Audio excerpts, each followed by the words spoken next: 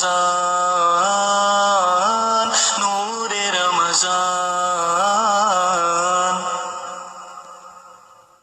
ہم سے ایک دن قبل اور عید کے دن ہم ایک جیسے ہوتے ہیں۔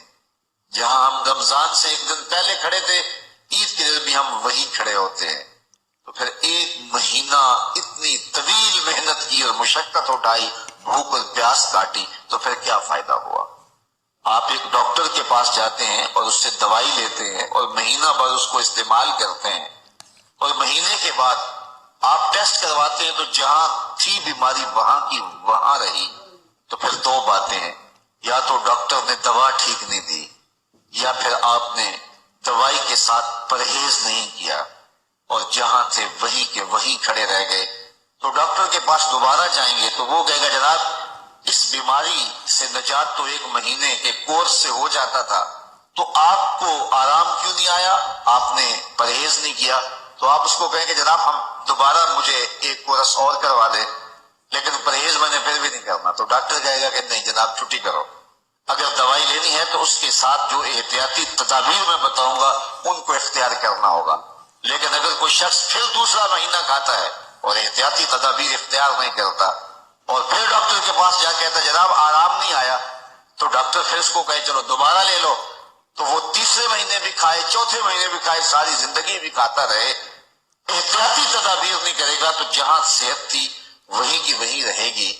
ماہ سیام آیا، پورا مہینہ دوائی لی، اور عید کے دن جب ٹیسٹ کروایا تو جہاں تھے وہی کھڑے تھے۔ یا تو پھر دوائی ٹھیک نہیں ہے، میرے رب کی دوائی کس طرح ٹھیک نہیں ہو سکتی؟ جب اس نے کہا ہے لعلکم تتقون، تم روزے رکھو میں ضمانت دیتا ہوں تمہیں تقوی ملے گا، تو پھر تقوی نہیں ملا ہے تو پھر ہم نے روزے کی احتیاطی تدابیر کو اختیار نہیں کیا ہے، اور اتنی طویل مسافت کاٹی ہے، مشقت کاٹی ہے، بھوک کاٹی ہے، پیاس کاٹی ہے، لیکن اگلے سال ہم پھر آئے تو ہم پھر اسی طرح وہ مشقت کاٹنے لگے اور احتیاطی تدابیر ہم نے پھر اختیار نہیں کی۔ تو صاحبو یہ ماہ سیام زندگی میں ایک بار پھر آیا ہے، اس کو احتیاطی تدابیر کے ساتھ گزارو۔ یدا قول الزور والعمل بہ فلیس للہ حاجۃ فی ان یدع طعامہ وشرابہ، کہا جو جھوٹ اور جھوٹے امور اور کام نہیں چھوڑتا اس کے بھوکا اور پیاسا رہنے کی کوئی ضرورت رب کو نہیں ہے۔ وہ روزے کے ذریعے سے تمہاری تہذیب نفس کرنا چاہتا ہے، تمہارے من کو سنوارنا چاہتا ہے، تمہارے اندر کی غلاظتیں دور کرنا چاہتا ہے، لیکن تم اس کو احتیاطی تدابیر کے ساتھ لینے کے لیے آمادہ نہیں ہو تو کاٹتے رہو، ہر سال مشقت کاٹتے رہو۔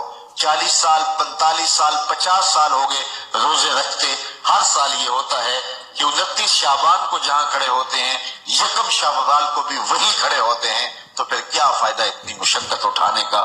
تو ماہ سیام زندگی میں ہمیں ایک بار ملا ہے، ایک بار ذرا اس کو احتیاطی تدابیر کے ساتھ گزار کے دیکھیے تو آپ دیکھیں گے کہ یہ روزہ کس طرح من کے اندر روشنیاں ڈال دیتا ہے اور کس قدر تقوی کا نور نصیب ہوتا ہے۔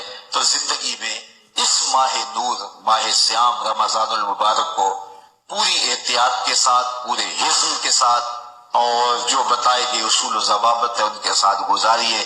آنکھوں پہ بھی پہرا بٹھائیے، خیالوں پہ بھی پہرا بٹھائیے، سوچوں کو بھی آوارہ نہ ہونے دیجیے، رزق بھی پاک لیجیے، اور زبان پر بھی کوئی ایسا جملہ نہ آنے پائے جو رب کی ناراضگی کا سبب ہو، خیال بھی نہ بھٹکے، نظر بھی نہ بہکے، اور ایک ایک عمل زندگی کا خوبصورت ہو، منظم ہو، مرتب ہو، اور ادھر 30 روزوں کی بھوک ہو، اور پھر نتیجہ کیا ہوگا؟ میرے رب نے وعدہ دیا ہے لعلکم تتقون، تمہیں تقوی کا نور نصیب ہو جائے گا، تمہاری زندگی ایک عجیب کیفیت میں ڈھل جائے گی اگر تم روزے کو اس کی حقیقت کے ساتھ گزارو گے۔ کبھی بڑا عجیب لگتا ہے کہ جب جمعۃ المبارک یا نماز ختم ہوتی ہے تو لوگ مسجد سے ایک دوسرے کو دھکے دے کر کے باہر نکلنے کی کوشش کر رہے ہوتے ہیں، ایک سمت کھڑے ہو جائیں کہ موقع مل گیا ہے 2 لمحے اور کھڑا ہونے کا، لوگ آرام سے نکل جائیں گے تو میں بھی نکل جاؤں گا۔ جلدی جلدی مسجد سے نکلنے کے لیے جو بے چینی ہے، یہ ایک مومن کی زندگی نہیں ہے۔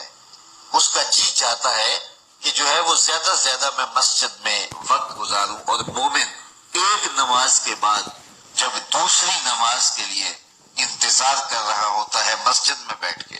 ایک نماز پڑھ لی تو گیا نہیں ہے کہ اب یہیں بیٹھ رہتا ہوں, دوسری نماز پڑھ کے جاؤں گا, اللہ کی رحمتیں چھم چھم اس کے اوپر اتر. میرے اور آپ کے آقا مولا نے ارشاد فرمایا من لم یدع قول الزور والعمل به فلیس للہ حاجۃ فی ان یدع طعامہ وشرابہ. جس نے جھوٹ اور جھوٹے کام نہیں چھوڑے, اس کے بھوکا اور پیاسا رہنے کی اللہ کو کوئی ضرورت نہیں ہے. روزہ صرف پیٹ کا نہیں ہے, باقی اعضائے بدنیاں کا بھی ہے. پیٹ میں ہم نے جو حلال اور مشروع چیزیں تھی ان کو ڈالنے سے بھی گریز کیا کہ ہم روزے سے ہیں. آپ کو ماہ صیام میں روزہ رکھا ہے, کوئی آب زمزم پیش کرے تو آپ کہیں گے جناب میرا روزہ ہے. جناب یہ مکہ المکرمہ سے لے کے آیا ہوں, ابھی عمرے سے آیا ہوں. آپ کہیں گے بہت اچھا, مجھے آپ دے دیں میں رکھ لیتا ہوں, لیکن اب نہیں لے سکتا کہ میرا روزہ ہے. کوئی آپ کو کھجورے پیش کرے کہ یہ مدینہ تو رسول صلی اللہ علیہ وسلم کی کھجورے ہیں اور یہ بالکل خالص مدینے کی سرزمین میں اگی ہیں, مدینے کی ہواؤں نے انہیں پالا ہے اور یہ میں وہاں سے خاص طور پہ آپ کے لیے لے کر آیا ہوں, تو آپ ان کو چوم کے آنکھوں سے تو لگائیں گے لیکن کھجور کھائیں گے نہیں. آپ کہیں گے جناب میرا روزہ ہے. میاں روزہ ہے لیکن یہ کھجوریں تو مدینے کی ہیں اور پاک ہیں, طیب ہیں, طاہر ہیں, تبرک ہے, لیکن آپ تبرک جاننے ماننے سمجھنے کے باوجود اس کو نہیں کھائیں گے. آپ کہیں گے کہ میرا روزہ ہے. وہ ایک صاحب نے لوہے کا کڑا پہنا ہوا تھا, تو میں نے اس کو کہا کہ یہ گناہ بے لذت ہے, یعنی ایسا گناہ ہے کہ گناہ بھی ہو رہا ہے اور لذت بھی کوئی نہیں ہے, تو گناہ بے لذت کیوں کرتے ہو؟ تو اس نے مجھے جھٹ سے کہا کہ میرے ایک دوست گئے تھے اور وہ مدینہ تو رسول سے لے کر آئے تھے, تو یہ مدینے کا تحفہ ہے. تو میں نے کہا صاحب مدینے والے نے تو منع کیا ہے, تو کھجوریں مدینہ تو رسول کی ہوں یا مکہ المکرمہ کا مائے زمزم ہو, آپ کو روزے کی حالت میں پیش کیا جائے تو آپ اس کو نہیں لیں گے. تو جو چیز جائز ہے, مشروع ہے, متبرک ہے, آپ وہ حلال ہونے کے باوجود بھی نہیں لیتے کہ وقتی طور پہ میرے اوپر ممنوع کر دی گئی ہے,